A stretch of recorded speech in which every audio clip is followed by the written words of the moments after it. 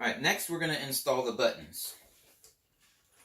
Again, I have buttons here and I have the LEDs. They're separate in this test unit, but you'll be getting buttons like this.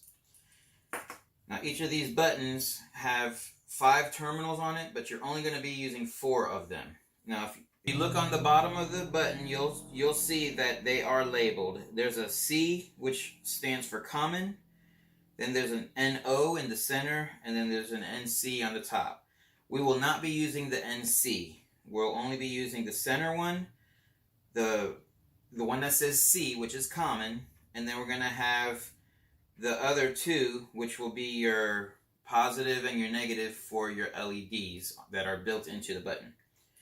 Now, when you go to plug your switch into the harness, the switch can actually fit in there both directions. So you'll have to make sure that you look to see which side has the C and put that C on the side with the green wire. That way your contacts will be correct. Again, we're not going to use the blue wire, so let me go ahead and clip that.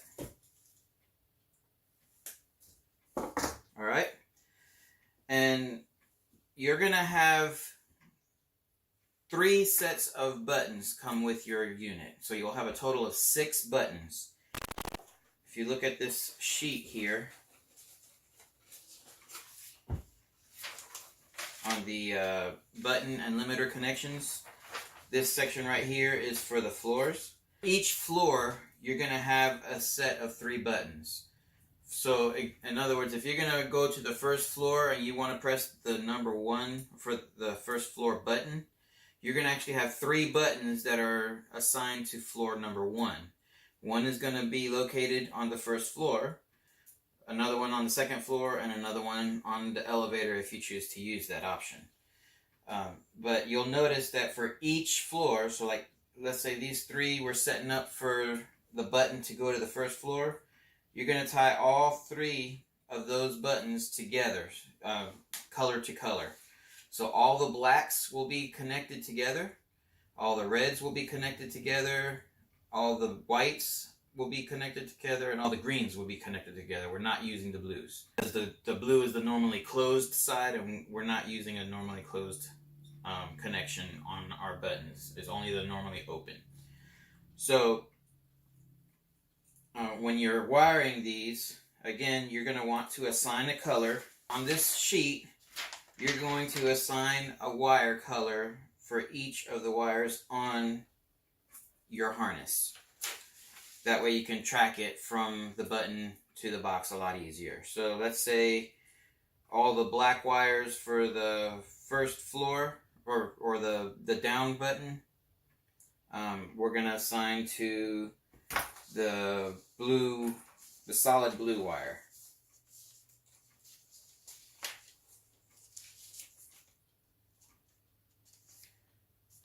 And then we'll do the green that's on the harness.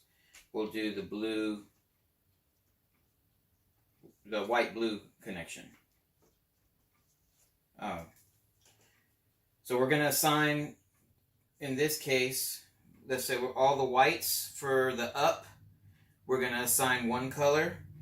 All of the greens for the up, we're going to assign another color. So we'll say for the white that represent the up button, we're going to assign that to the solid blue wire in the network cable. For the green wire, we'll assign that to the white-blue wire in the harness. The red, let's pick the orange, the solid orange. And for the black that's on the harness, we'll assign it to the white-orange. Alright, and now we're going to do for the down buttons. We'll have to use the colors that we have not assigned already. So we've used the blues and the oranges. That means we have the browns and the greens available. And for the down button, we'll assign the green wire. Let's go with green. We'll use the solid green. And then for the white on on the down button, we'll use the white green.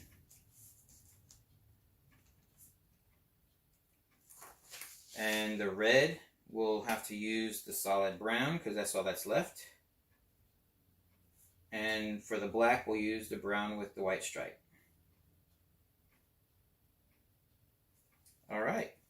So that's all 8 of those wires for the second wire. Now to do the emergency stop wire, you need 2 more wires. So you could either run another network wire between the 3 locations, or you can just use like an extension cord.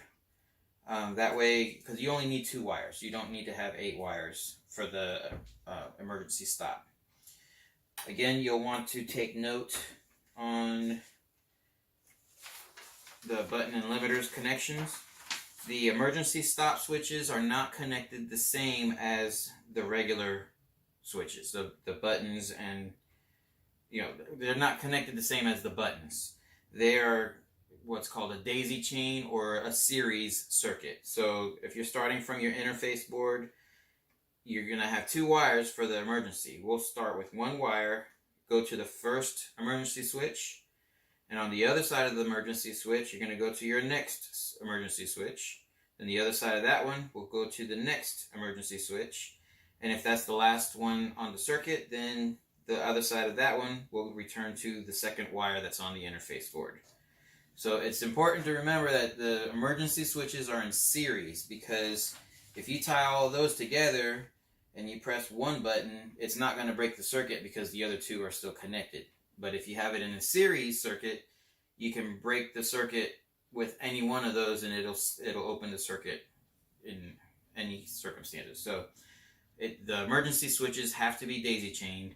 You can add additional ones if you're setting a dumbwaiter in your shaft and you want to have doors on the first and second floor, and you want it to disable the elevator if somebody opens the door and the elevator is not at that location. You'll have to set up an emergency switch that will disable the system as soon as you open the door by breaking the emergency stop button.